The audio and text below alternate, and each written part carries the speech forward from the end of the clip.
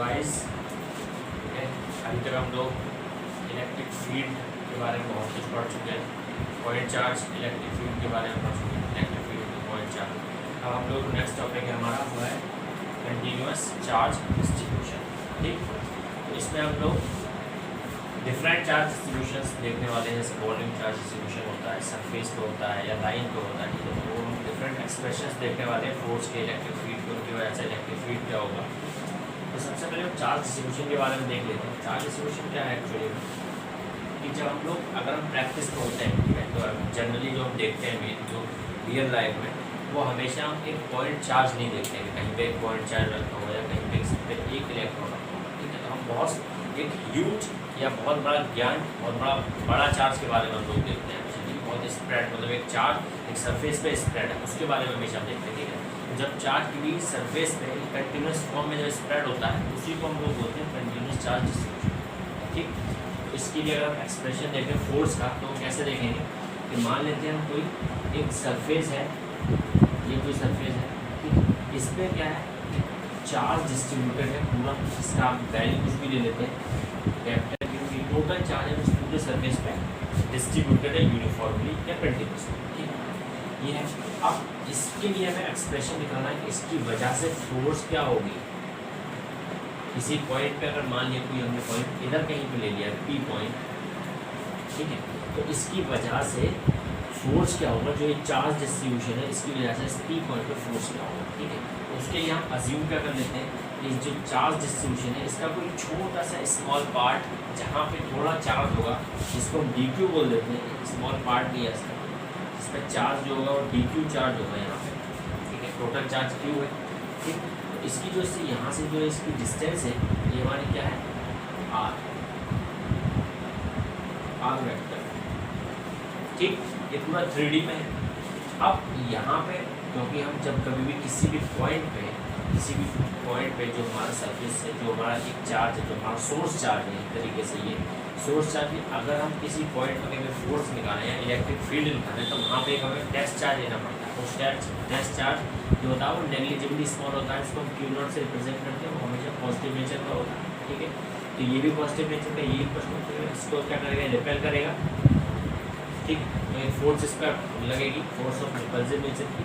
उस फोर्स की जो वैल्यू होगी वो क्या होगी, F is equals to 1/4 pi epsilon naught. अब क्योंकि डी क्यू की वजह से फोर्स लग रहा है तो फोर्स जो होगा उसका क्या होगा, डी एफ मैग्नीट्यूड होगा, मतलब छोटा ही होगा, वो भी ये D F equals to 1/4 pi epsilon naught Q naught into D Q by R square, और इसके वेक्टर ये मैग्नीट्यूड हो गया, इसको वेक्टर से मल्टीप्लाई करना है आर कैप, तो ये हमारा वेक्टर फॉर्म में आ गया। ठीक है, ठीक, अब देखिए हमने इंटीग्रेशन में ये चीज़ पढ़ रखी है कि अगर हम कोई बहुत बड़ा एक सरफेस, ठीक है, उसका हमें टोटल अगर एरिया निकालना है तो हम क्या करते हैं, उस छोटे उसका उसी का एक पार्ट छोटा सा ले लेते हैं, उसी को इंटीग्रेट कर देते हैं एज अ होल। ठीक है, तो वहाँ पे हमें टोटल उसका सरफेस एरिया मिल जाता है। वही सेम हम यहाँ पे अप्लाई करेंगे। ये डी एफ था, हमने दोनों साइड इंटीग्रेशन अप्लाई कर दिया, इंटीग्रेटिंग ऑन बोथ साइड्स। ठीक, दोनों साइड इंटीग्रेशन किया तो यहाँ पे हमारा एफ आ गया, F force equals to 1/4 pi epsilon naught integration Q naught into D Q by R square into R. Okay, अब देखिए ये चीज़ क्यू नॉट हमारा क्या है, कांस्टेंट है, जो कि यहाँ पी पॉइंट है, तो उस कांस्टेंट को बाहर ले लेंगे तो आ जाएगा 1/4 pi epsilon naught Q naught into integration of D Q by R square into R. ये हमारा आगे फोर्स का फॉर्मूला, जो हमारा फोर्स होगा इसकी वजह से force due to electrostatic force, electrostatic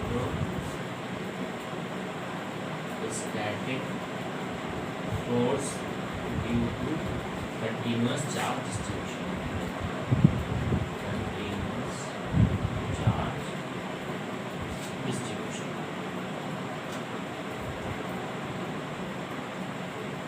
ठीक, ये है। तो अभी तक इसमें है। अब इसमें हम देखेंगे कि different types of continuous charge distribution जो होते हैं उनके बारे में हम लोग पढ़ेंगे, कौन कौन से डिफरेंट टाइप्स होते हैं। समझ में आ गया होगा। नेक्स्ट हम लोग देखेंगे कि कितने टाइप्स के होते हैं continuous charge distribution. Basically there are 3 types of continuous charge distribution. 3 types होते हैं। सबसे पहला हमारा होता है volume charge distribution. Volume charge distribution. Next हमारा होता है सरफेस चार्ज डिस्ट्रीब्यूशन।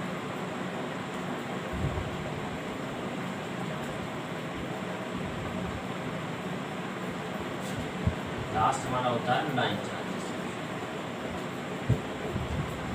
ठीक, हम लोग एक एक करके सबको लेते हैं। सबसे पहले हम लोग लेते हैं वॉल्यूम चार्ज डिस्ट्रीब्यूशन।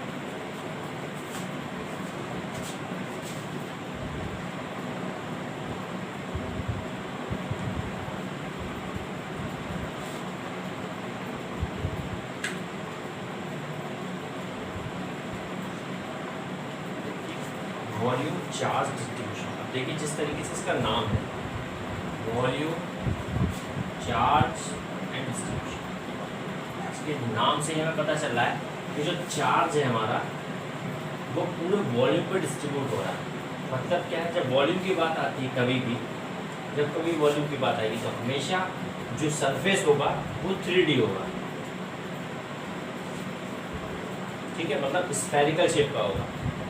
तो कोई भी शेप होगा तो हमेशा 3D में वो होगा, इसका जो होगा शेप जो होगा। जब भी हमें वॉल्यूम की बात आती है, कभी भी वॉल्यूम 2D के लिए नहीं लेते हैं, हमेशा 3D के लिए वॉल्यूम लेते हैं। ठीक है, तो वॉल्यूम चार्ज डिस्ट्रीब्यूशन में क्या होता है कि जो हमारा चार्ज होता है, चार्ज स्प्रेड होता है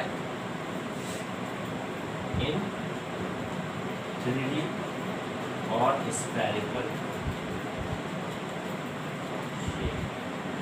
जो चार्ज होगा वो पूरे 3D स्फेरिकल शेप में पूरा डिस्ट्रीब्यूटेड होगा कंटिन्यूस नेचर में।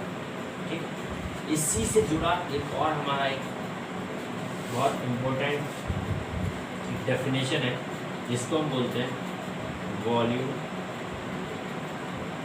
Charge density. ठीक, वॉल्यूम चार्ज डेंसिटी का आप देखिए, जब कभी भी किसी भी टर्म में डेंसिटी टर्म जुड़ जाता है ना, इसका मतलब होता है कि उस टर्म को या जो उसमें जो फॉर्मूला होगा उसमें डिनोमिनेटर टर्म में हमारा वॉल्यूम होना है, क्योंकि डेंसिटी का फॉर्मूला मास अपॉन वॉल्यूम होगा। तो जब वॉल्यूम से किसी भी चीज़ को डिवाइड करते हैं ना, जब ही हमें डेंसिटी का टर्म मिलता है। ठीक है, तो यहाँ पे क्या बोल रहे हैं, वॉल्यूम चार्ज डेंसिटी। ठीक है, तो वॉल्यूम चार्ज डेंसिटी जो होता है किसी भी पॉइंट पे, मान लिया हमारा ये कोई फिगर है, ठीक है, ये क्या है 3D फिगर है, ये 2D फिगर है, 3D बना नहीं सकते इसलिए 2D फिगर बनाया है। ठीक है, तो ये 3D फिगर जो है हमारा, इसमें जो हमारा चार्ज है कंटिन्यूसली डिस्ट्रीब्यूटेड है। ठीक है, इसका हमने कोई छोटा सा पार्ट ले लिया dV, छोटा सा पार्ट है dV, छोटा वॉल्यूम, इसका टोटल वॉल्यूम क्या है कैपिटल V। ठीक है, इसमें जो टोटल चार्ज जो डिस्ट्रीब्यूटेड है वो प्लस का Q, तो टोटल चार्ज इस पर डिस्ट्रीब्यूटेड है, तो प्लस का Q चार्ज है उस पर टोटल डिस्ट्रीब्यूटेड है। किसी पॉइंट यहाँ पे हमने बाहर लिया P पॉइंट लिया, इस पॉइंट P पे इसकी वजह से हमें फोर्स निकाल दिया वॉल्यूम चार्ज डिस्ट्रीब्यूशन की वजह से। तो यहाँ पे आर कैप इसका वेक्टर हो गया आर। ठीक, ये हो गया। अब देखिए ये क्या, अब जो हमारा वॉल्यूम चार्ज डेंसिटी जो होता है वो हर एक पॉइंट पे अलग अलग होता है पूरे सरफेस पर 3D। ठीक है, तो किसी भी पॉइंट पे एट एनी पॉइंट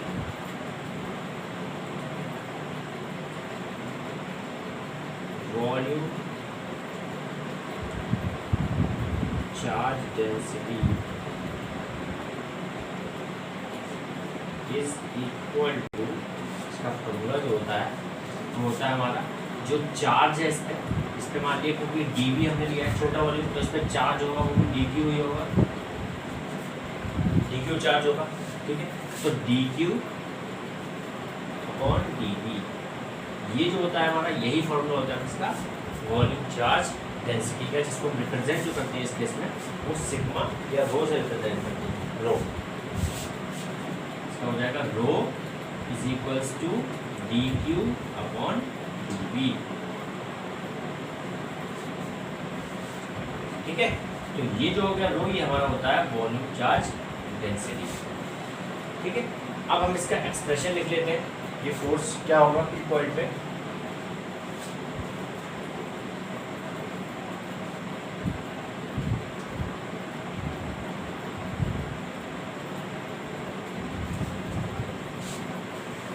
तो अगर फोर्स अगर हम निकालें किसी पॉइंट पी पे,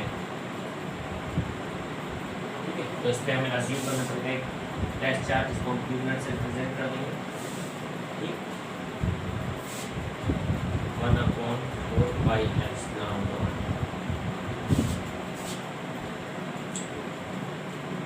D Q into Q naught by R square into R, ठीक है, ये हो गया। अब देखिए यहाँ पे जो ये चार्ज है ये पूरा वॉल्यूम पे पूरा है, स्प्रेड है, एक वॉल्यूम में है, 3D में, ठीक है। तो यहाँ पे हम dv वॉल्यूम को, dv हमने छोटा वॉल्यूम लिया, उसको अगर इंटीग्रेट करें जब तो हमें पूरा वॉल्यूम मिलेगा। dv वॉल्यूम में छोटा वॉल्यूम लिया, इसको जब हम इंटीग्रेट करेंगे तो हमें पूरा होल वॉल्यूम मिल जाएगा, ठीक है। तो इसीलिए हम यहाँ पे dq को, ये जो dq है, इसमें हम ये वाला फॉर्मूला यूज करके dv के फॉर्म में इसको लिखने की कोशिश करेंगे, ठीक है। तो यहाँ से हम देख सकते हैं कि dq जो हो जाएगा हमारा, dq ये हो जाएगा रो इंटू dv, तो ये यहाँ पे पुट कर देंगे, हो जाएगा q की फोर्स जो भी सॉरी df होगी, छोटी फोर्स होगी, q/4 pi epsilon naught dq rho dv by R square into R क्या, ये डी एफ फोर्स हो गया, ठीक। अब हमें फोर्स निकालना है इस पूरे की वजह से, पूरा ये जो वॉल्यूम चार्ज डिस्ट्रीब्यूशन है, इस पूरे की वजह से इस पॉइंट पी पे क्या फोर्स होगा। तो इसको क्या कर सकते हैं, इंटीग्रेट कर देंगे, इंटीग्रेटिंग बोथ साइड,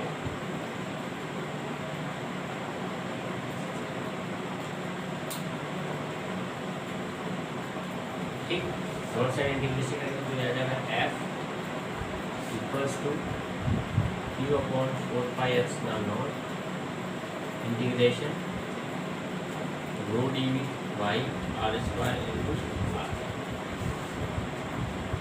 ठीक।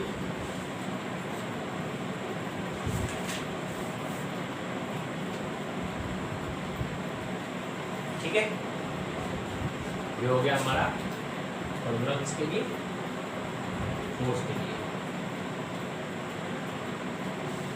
Electrostatic force at point P।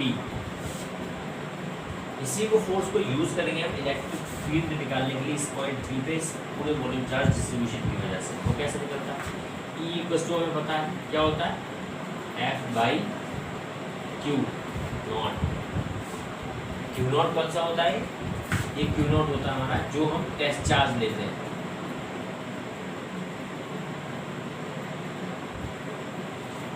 ठीक। तो E की जो यहाँ पे जो वैल्यू आ गई हमारी, इसको रेज कर देते हैं,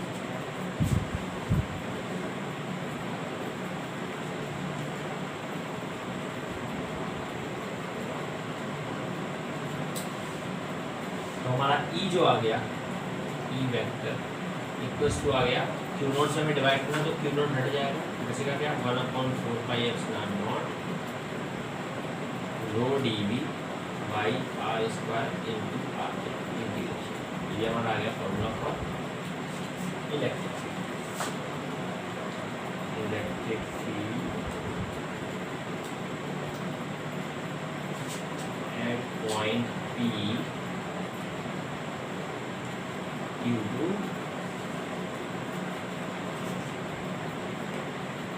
volume charge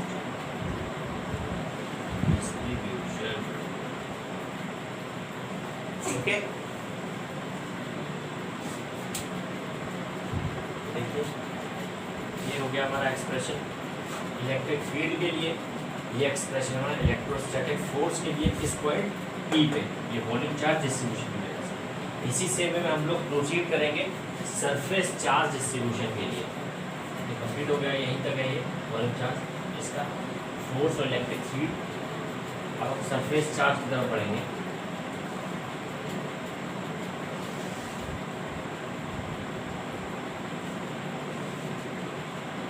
हमारा नेक्स्ट टॉपिक है सरफेस चार्ज डिस्ट्रीब्यूशन।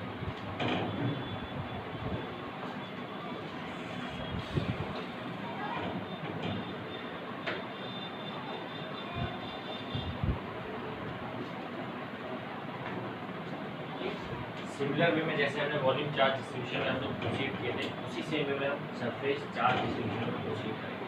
डिफरेंस इसमें क्या है? डिफरेंस ये है, उसमें हमारा जो चार्ज था वो एक 3D फिगर में स्प्रेड हो रखा था, यूनिफॉर्मली स्प्रेड था 3D फिगर। यहाँ पे हमारा सरफेस चार्ज डिस्ट्रीब्यूशन में हमारा जो चार्ज होगा, चार्ज वो स्प्रेड होगा 2D में, 2 डायमेंशन।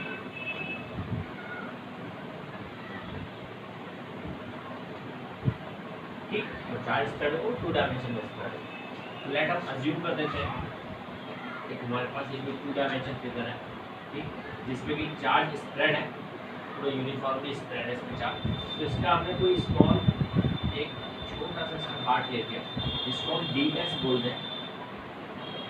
ठीक, ये जो पूरा जो ये है सरफेस, इसका जो सरफेस एरिया है वो s है, टोटल सरफेस एरिया जो है इसका वो s है।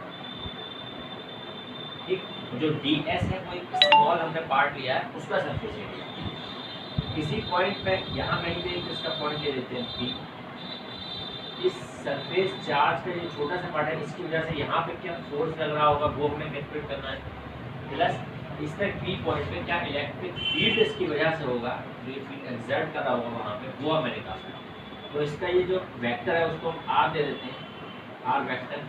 ठीक, और यहाँ पर हम एक टेस्ट चार्ज ले लेते हैं जिसको हम Q नॉट प्लस का Q। ठीक, तो जैसे हम वहाँ पे हम लोगों ने एक डेफिनेशन दी थी surface charge volume charge density की, वॉल्यूम चार्ज, उसी सिमिलर वे में यहाँ पे हम एक सरफेस चार्ज डेंसिटी की डेफिनेशन देंगे, सरफेस चार्ज डेंसिटी। ठीक, वहाँ पर हमने वॉल्यूम चार्ज डेंसिटी को हमने रो से रिप्रेजेंट किया था, यहाँ पर सरफेस चार्ज डेंसिटी को हम लोग सिग्मा से रिप्रेजेंट करेंगे। ठीक, इसका जो फॉर्मूला होता है हमारा, ये जिसको हम डिफाइन करते हैं, वो डिफाइन करते हैं टोटल चार्ज जो हमारा है इस पे divided by surface area of the total figure. Okay, तो ये तो हमारा टोटल इसकी सरफेस चार्ज डेंसिटी होगी। अगर हम किसी पॉइंट पे सरफेस चार्ज डेंसिटी देखना चाहें तो उस पॉइंट पे कितना हमारा चार्ज है, जितना हमारा चार्ज होगा, मान लिया हमने छोटे से पॉइंट के लिए अगर उसकी सरफेस चार्ज डेंसिटी निकालना चाहें सिग्मा, तो ये हो जाएगा dq, जितना यहाँ पे चार्ज है, डिवाइडेड बाय इसका सरफेस एरिया ds। ठीक, तो इसकी जो यूनिट हो जाएगी हमारी,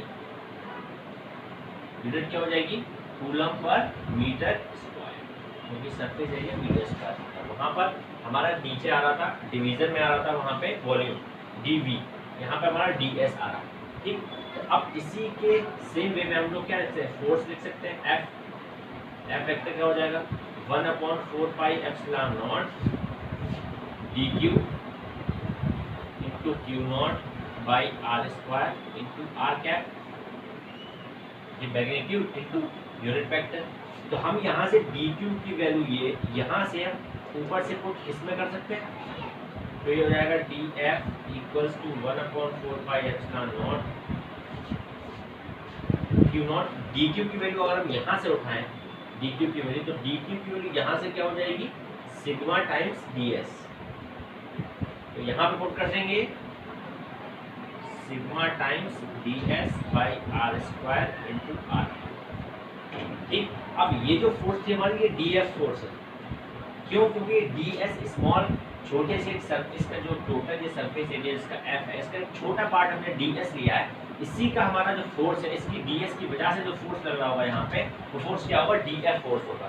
ठीक है, तो इंटीग्रेशन अगर हम कर दें दोनों साइड, वो दोनों साइड इंटीग्रेशन अगर हम कर दें, तो ये हो जाएगा f total force equals to 1/4 pi epsilon naught, q naught हमारा कांस्टेंट रहेगा, वो टेस्ट चार्ज ले रहे हैं, यहाँ पर हो जाएगा integration sigma ds by r square into r। ये हमारा आ गया force, total force, electrostatic total force आ गया। सेम वे में अगर हम इलेक्ट्रिक फील्ड की बात करें, electric field due to surface charge ES vector, ये सेम वे में इलेक्ट्रिक फील्ड का फॉर्मूला क्या होता है, जो हमारी फोर्स आई है वो इलेक्ट्रोस्टैटिक फोर्स डिवाइडेड बाई जो हमारा टेस्ट चार्ज है वो Q नॉट। ठीक, तो यहाँ से हम ES निकाल देंगे, इलेक्ट्रिक फील्ड क्या हो जाएगा, सिंपल इसमें से Q नॉट से डिवाइड कर देना है, तो ये आ जाएगा 1/4 pi epsilon naught integration sigma ds divided bye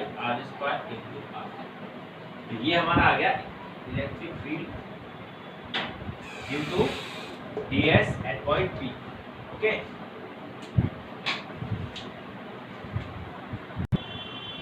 so guys this is all about surface charge distribution. I think आपको अच्छे से समझ में आया होगा. इसमें इतना ही है. फोर्स, इलेक्ट्रोस्टैटिक फोर्स जो कि पॉइंट पे लग रहा होगा ड्यू टू ds स्मॉल की वजह से df हमने कैलकुलेट किया था. इसको इंटीग्रेट करके टोटल सरफेस की वजह से P पॉइंट पे फोर्स आ गया. ये टोटल सरफेस की वजह से यहाँ पे P पॉइंट पे हमारा इलेक्ट्रिक फील्ड आ गया. ये जो है हमारा ये सरफेस S सरफेस इंटीग्रल है ये वाला, उसी सेम जिस तरह से हमारा वॉल्यूम चार्ज डिस्ट्रीब्यूशन में वहाँ पे वॉल्यूम इंटीग्रल था. ठीक है, यही है. और इसमें हमारा इसके अलावा इसमें कुछ नहीं है. अब नेक्स्ट टॉपिक हम लोग देखते हैं लाइन चार्ज डिस्ट्रीब्यूशन. ये सरफेस चार्ज डिस्ट्रीब्यूशन था, इससे पहले वॉल्यूम चार्ज हम लोग कर चुके हैं. अब हम देखेंगे लाइन चार्ज डिस्ट्रीब्यूशन.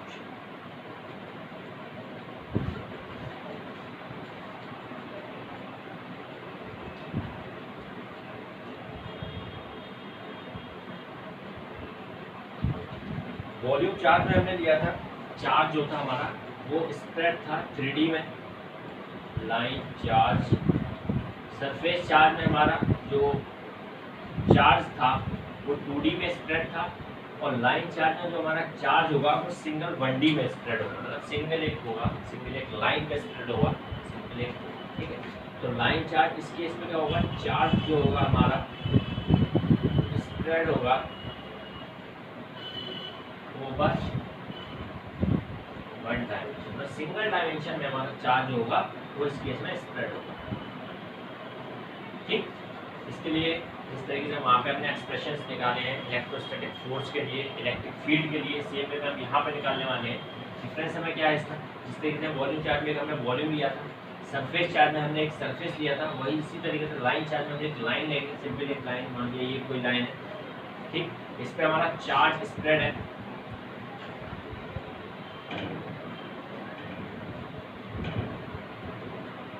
ठीक, ये कोई चार्ज इस पर पूरी तरीके से स्प्रेड है यूनिफॉर्मली. ठीक, इसका हमने कोई छोटा सा पार्ट ले लिया. मान लिया इतना पार्ट हम लोग ले लेते हैं. इसकी लेंथ हमारी कितनी, dl लेंथ ले लेते हैं. इसकी टोटल अगर लेंथ अगर l है, टोटल लेंथ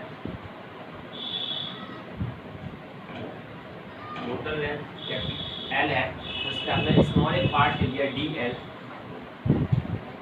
ठीक, और जिस पॉइंट पे हमें इलेक्ट्रोस्टैटिक फोर्स या इलेक्ट्रिक फील्ड निकालना है वो पॉइंट हमने यहाँ कहीं पे ले लिया, इसको P पॉइंट से डिनोट करते हुए आ रहा है, उसी से करेंगे. तो इसकी वजह से यहाँ इस पॉइंट पे क्या फोर्स हमारा लग रहा होगा, क्या इलेक्ट्रिक फील्ड होगा, वो हमें कैलकुलेट करना है. ठीक है, P पॉइंट. ठीक है, तो इसका वेक्टर हम लोग R वेक्टर दे देते हैं इसका नाम. यहाँ पे हमारा एक Q0 चार्ज रखा होगा जिसको हम टेस्ट चार्ज बोलते हैं, प्लस का Q0. ठीक, अब इसके लिए हम लोग एक्सप्रेशन पे जाने से पहले जिस तरीके से वहाँ सबसे पहले वॉल्यूम चार्ज डिस्ट्रीब्यूशन में हमारा था वॉल्यूम चार्ज डेंसिटी, इससे सरफेस चार्ज डिस्ट्रीब्यूशन में हमारा सरफेस चार्ज डेंसिटी था. उसी से वे में हमारा लाइन चार्ज डिस्ट्रीब्यूशन में होगा लाइन चार्ज डेंसिटी. ठीक, डिफरेंस क्या होगा, वॉल्यूम चार्ज डेंसिटी में हमारा नीचे डिनोमिनेटर में वॉल्यूम आ रहा था, सरफेस चार्ज डेंसिटी में नीचे डिनोमिनेटर में हमारा सरफेस आ रहा था. उसी तरीके से लाइन चार्ज डिस्ट्रीब्यूशन हमारा डिनोमिनेटर में लाइन आएगा. मतलब एक तरीके से सिंपल एक लाइन है. लाइन का मतलब एक लाइन. ठीक, तो इसके लिए अगर हम एक्सप्रेशन लिखें लाइन चार्ज डेंसिटी के लिए, लाइन चार्ज डेंसिटी. ठीक, जिसको सिंपल लैम्डा से प्रेजेंट करते हैं, लैम्डा. ठीक, इसके लिए अगर हम एक्सप्रेशन लिखें तो लैम्डा इक्वल्स टू जितना चार्ज होगा हमारा, मान लिया इसमें dl पे dq चार्ज है डिवाइडेड बाई dl. ठीक, मतलब लाइन चार्ज डेंसिटी हमारा क्या हो गया, charge per unit length at that point. जिस पॉइंट पे हमें लाइन चार्ज डेंसिटी निकालनी है उसी पॉइंट पे कितना चार्ज है वो, और उसकी जितनी लेंथ है उससे अगर हम डिवाइड करते हैं तो हमारा जो आएगा रिजल्ट वो हमारा लाइन चार्ज डेंसिटी. ठीक, इसके लिए जो इसकी यूनिट जो हो जाएगी, यूनिट क्या हो जाएगी, कूलम पर मीटर, क्योंकि लेंथ हमारी मीटर में होती है. ठीक, अब उसी से में इसका एक्सप्रेशन लिख लेते हैं. या ये सिंपल एक अगर हम एग्जाम्पल ले लें कि मान लिया हमारी ये कोई रिंग है, रिंग. ठीक है ना, रिंग है ये कोई हमारी जिसकी इसका जो रेडियस है हमारा वो आर है, एक रिंग है जिसका रेडियस आर है। अब जो रिंग जो होती है हमारी वो एक सिंपल तरीके से क्या कहें उसको लाइनिंग होती है। अगर हम रिंग का जो सर्कुलर पोर्शन है अगर कहीं से उसको कट कर दें और फिर उसको स्प्रेड कर दें तो एक सिंपल एक वो लाइन ही आ जाएगी, सिंपल एक थ्रेड की तरह होगा ना वो रिंग, सर्कुलर वे होगी। अगर उसको हम कट कर देंगे तो सिंपल एक वायर ही तो होगा रिंग, तो क्या होगा लाइन होगी। तो रिंग को अगर हम देखें, अगर हम सर्कुलर में देखें तो एक सिंपल 1D में फिगर है, सिंगल डी है, ठीक है। तो इसके लिए अगर हम देखें इस पे अगर चार्ज मान लिया हमारे पास क्यू चार्ज इस पर डिस्ट्रीब्यूटेड है प्लस क्यू, ठीक है। तो अगर हम इसकी अगर हम लाइन चार्ज डेंसिटी निकालें लैम्डा तो वो हमारा क्या होगा क्यू, जो टोटल चार्ज इस पे स्प्रेड है वो डिवाइडेड बाई इसकी लेंथ ऑफ ये कितना होता है रिंग जो होती है हमारे वायर का होता है, ठीक है। अगर इसका जो हम लेंथ की हम बात करते हैं इसकी रिंग की तो क्या लेते हैं इसका सर्कमफ्रेंस लेते हैं, तो इसके रिंग की लेंथ की बात एरिया जो होता है वो पाई आर स्क्वायर होता है, सर्कमफ्रेंस कितना होता है 2 पाई आर, ठीक। तो ये जो आ गया हमारा formula lambda equal to Q upon 2 pi r, ये आ गया हमारा line charge density of ring, line charge density of ring, जिसमें कि जो हमारा क्यू चार्ज है वो यूनिफॉर्मली डिस्ट्रीब्यूटेड है ओवर दी रिंग, ठीक। ये अब हम इसके लिए एक्सप्रेशंस देख लेते हैं, कितना हो गया इसको हम लोग रेस कर देते हैं। लाइन चार्ज डेंसिटी हम लोगों को पता है dq by dl, lambda equals to dq by dl। अब इसके लिए हम एक्सप्रेशन लिख लेते हैं फोर्स और इलेक्ट्रिक फील्ड के लिए, क्या उसका एक्सप्रेशन होगा वो लोग देख लेते हैं। F जो आएगी हमारी फोर्स F इक्वल्स टू क्या आएगा, सिंपल जैसे हम पीछे प्रोसीड किए उसी सेम वे में जाएंगे 1/4 पाई एप्सिलॉन नॉट, ये जो dF फोर्स होगा dl की वजह से ये क्या हो जाएगा हमारा q not into dq divided by r square into r cap, ठीक सिंपल है। अब वहां पे जो हमारा जो था लैम्डा जो था हमारा वो क्या था dq बाई dl, ठीक। तो यहाँ से हमारा जो dq है वो क्या है लैम्डा इंटू dl, तो इस dq की वैल्यू हम यहाँ पे पुट कर देंगे, ठीक। dq वैल्यू यहाँ पे पुट कर देंगे तो अब जो इसका एक्सप्रेशन आया df वो कितना आया 1/4 pi epsilon naught q not into lambda dl divided by r square into r cap, ठीक ये आ गया। अब अगर हम बोथ साइड इंटीग्रल ले लें, क्या लाइन इंटीग्रल, जैसे कि अगर हम वॉल्यूम का देखें तो हमने वहां पे वॉल्यूम इंटीग्रल लिया था, सरफेस में सरफेस इंटीग्रल लिया था, उसी सेम में हम यहाँ पे क्योंकि लाइन चार्ज है तो लाइन इंटीग्रल लेंगे, ठीक है। यहाँ पे जब हमने लाइन इंटीग्रल लिया taking line integral on both sides, ठीक। लाइन इंटीग्रल जब दोनों साइड्स हम लोग लेंगे तो ये df था ये f हो जाएगा equals to 1/4 pi epsilon naught q naught हमारा बाहर आ जाएगा जो कि कांस्टेंट है, integration lambda dl by r square into r cap, ठीक। ये तो आ गया हमारा इलेक्ट्रोस्टैटिक फोर्स जो इस पॉइंट P पे हमारा अप्लाई हो रहा होगा dl की वजह से, सॉरी टोटल हमारा फोर्स है ये आ गया total force at P due to line charge L, ठीक है। ये L लाइन चार्ज की वजह से जो P पॉइंट पे फोर्स लग रहा है वो ये हो गया। सिमिलर वे में हमें इलेक्ट्रिक फील्ड का फॉर्मूला पता है, E जो होता है हमारा वो क्या होता है फोर्स जितना उस पॉइंट पे लग रहा है डिवाइडेड बाई उस पॉइंट पे कितना चार्ज हमारा प्लेस्ड है जिसको हम टेस्ट चार्ज बोलते हैं, ठीक है। तो सेम वे में हम इसको q नॉट से डिवाइड कर देंगे, E vector equals to 1/4 pi epsilon naught, ये हमारा हो जाएगा EL, वहां पे EV वॉल्यूम के लिए इलेक्ट्रिक फील्ड, यहाँ पे EL और सरफेस में ES, ठीक। 1/4 pi epsilon not integral lambda into dl by r square into r,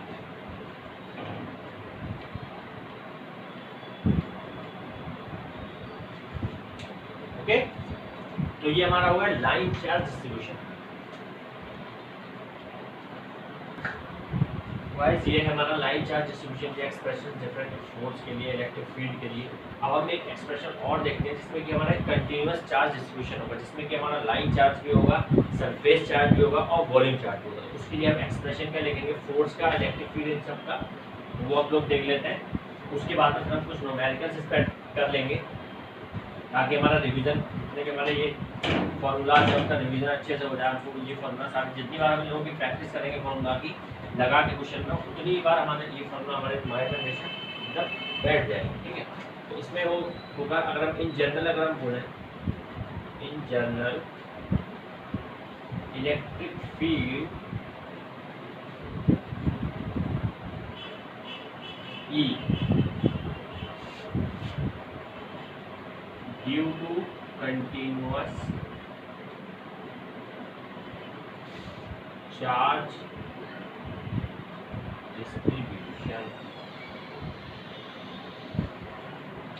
ठीक, उसके लिए हमारा फॉर्मूला क्या हो जाएगा, ई वेक्टर, ई टोटल जिसको हम बोल रहे हैं, E T, a total equals to electric field due to volume V, E V, plus electric field due to surface E S, plus electric field due to line. ठीक, इनका फॉर्मूले में एक हमारी चीज कॉमन आती है 1/4 एप्सिलॉन नॉट। ठीक, ई वॉल्यूम में हमारा क्या आ रहा था, integral rho D V by R square into R cap, ये हो गया हमारा। ठीक है, rho D V by R square into R cap, ये हमारा वॉल्यूम के लिए होगा, वॉल्यूम इंटीग्रल, प्लस अब होगा हमारा सरफेस के लिए ई एस, वो क्या होता है हमारा E surface integral S into यहाँ पे क्या होगा sigma into D S divided by R square into R cap, plus line के लिए क्या होगा हमारा line integral L lambda into D L divided by R square into. ठीक, तो ये हमारा जो फॉर्मूला आ गया, ये आ गया ई टोटल ई टी, या फिर इसको हम बोल सकते हैं E due to continuous charge distribution, E continue. ये हमारा एक्सप्रेशन सबसे मोस्ट इंपोर्टेंट एक्सप्रेशन आएगा, तीनों को हमने इसको इसी में ऐड कर दिया तीनों। ठीक है, ई टोटल वॉल्यूम चार्ज डिस्ट्रीब्यूशन की वजह से इलेक्ट्रिक फील्ड क्या होगा, सरफेस चार्ज की वजह से क्या होगा, लाइन चार्ज की वजह से, तीनों को अगर हम ऐड अप करते हैं तो टोटल कंटीन्यूअस चार्ज डिस्ट्रीब्यूशन की वजह से जो इलेक्ट्रिक फील्ड होगा वो हमें यहाँ पर मिलता है। ठीक, अब हम इस पर एक न्यूमेरिकल कर लेते हैं, बहुत अच्छा न्यूमेरिकल है, तो आप लोग एक बार खुद से भी ट्राई कीजिएगा, बहुत अच्छा न्यूमेरिकल है। वो एंट्रेंस एग्जाम में, काफी बोर्ड्स एग्जाम में पूछा जाता है। ये है charge spherical conductor, charge spherical conductor has a surface charge density, has surface charge density of surface charge density दे रखी है 0.7 कूलम पर मीटर स्क्वायर। ठीक, इन्होंने बोला है when the charge is increased by 0.44 coulomb, when the charge is increased by 0.44 coulomb, the charge density increases by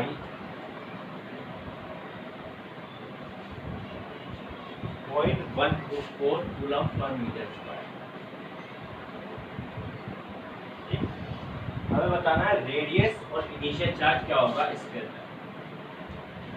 what is the radius and initial charge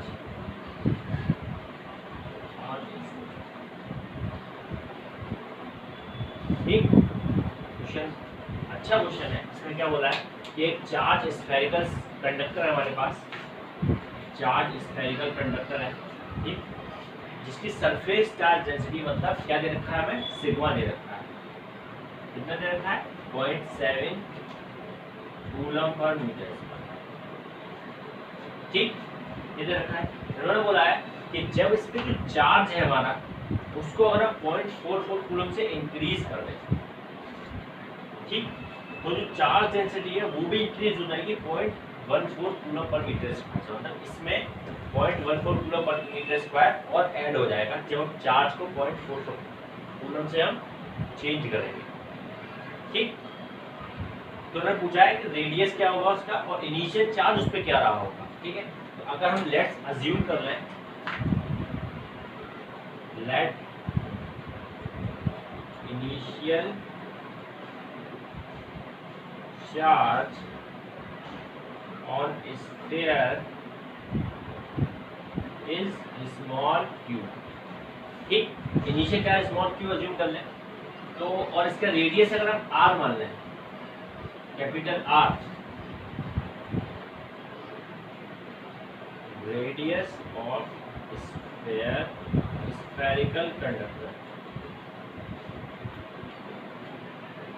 equals to capital ठीक। तो surface charge density का जो formula होता है वो क्या होता है, sigma is equals to total charge उस पे कितना है वो divided by surface area of the conductor.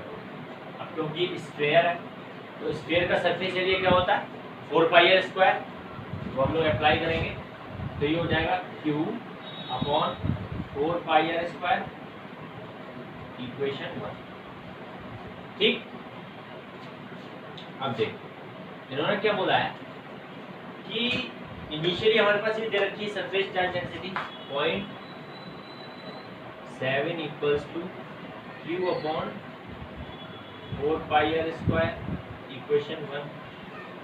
अब इन्होंने ये बोला है कि अगर हम चार्ज उसका इंक्रीज करें 0.44 कूलम से, मतलब पहले Q चार्ज था, अब उसमें अगर हम Q प्लस 0.44 और ऐड कर दें, रेडियस अनचेंज है 4 स्क्वायर, तो उस पर चार्ज डेंसिटी है वो इंक्रीज हो जाएगी 0.14 कूलम पर मीटर स्क्वायर। मतलब इसी में 0.14 कूलम पर मीटर स्क्वायर और ऐड हो जाएगा 0.70 plus 0.14 coulomb per metre square. ये इक्वेशन 2 हो गई ठीक। अब देखो दो इक्वेशंस हैं, दो अननोन है Q R, लेकिन ये स्क्वायर फॉर्म में दे रखा है, इसमें थोड़ा कॉम्प्लिकेटेड रहेगा। तो क्या करें, हम इसको एलिमिनेट कर दें पहले ठीक है। सबसे पहले हम Q की वैल्यू निकालें और फिर उस Q की वैल्यू इसमें पुट कर दें, क्योंकि हमें सिग्मा पता है पहले केस के लिए ठीक है। तो Q की वैल्यू जो आएगी वो इसमें पुट करके यहाँ से हम R की वैल्यू निकाल देंगे। यही चीज हम लोग अप्लाई करेंगे। इक्वेशन को इन दोनों में डिवाइड कर देंगे, डिवाइडिंग इक्वेशन 1 एंड 2, दोनों इक्वेशंस को डिवाइड कर देते हैं तो ये आ जाएगा 0.70 डिवाइडेड बाई RHS को RHS से डिवाइड करेंगे, LHS को LHS से डिवाइड करेंगे, तो ये कितना आएगा 0.84 इक्वल्स टू ये आ जाएगा Q अपॉन में ये आ जाएगा Q प्लस 0.44, एक पॉइंट से ये पॉइंट हट गया ठीक। ये आ गया 70/84 इक्वल्स टू Q अपॉन ये ठीक है। अब इसको हम क्या करते हैं, इसको सॉल्व करते हैं तो ये हो जाएगा 70Q प्लस इसको मल्टीप्लाई करेंगे 7 4 28 7 4 28 32, तो ये होगा 32.8 इक्वल्स टू 84 Q ठीक। इसको उधर ले जाएंगे तो ये होगा 32.8 इक्वल्स टू 14 Q ठीक। तो यहाँ से हमारे पास Q की जो वैल्यू आएगी वो आएगी हमारे पास 2.2 कूलम ठीक। Q की वैल्यू हमें मिल गई। अब हम इस Q की वैल्यू को यहाँ पे पुट करेंगे, इधर सॉल्व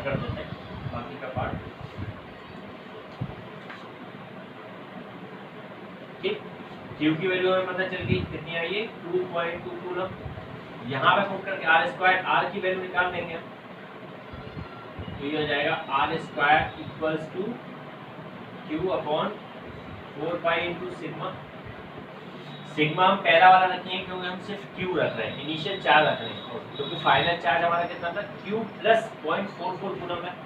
तो इनिशियल चार्ज के लिए इनिशियल चार्ज डेंसिटी हमको रखनी पड़ेगी 0.7, यहाँ पे हम लोग रखेंगे, तो जाएगा R square equals to 2.2 divided by 4 pi into 0.7। तो यहाँ से हमारा जो आर की जो वैल्यू आ जाएगी वो आएगी हमारी 0.5 मीटर।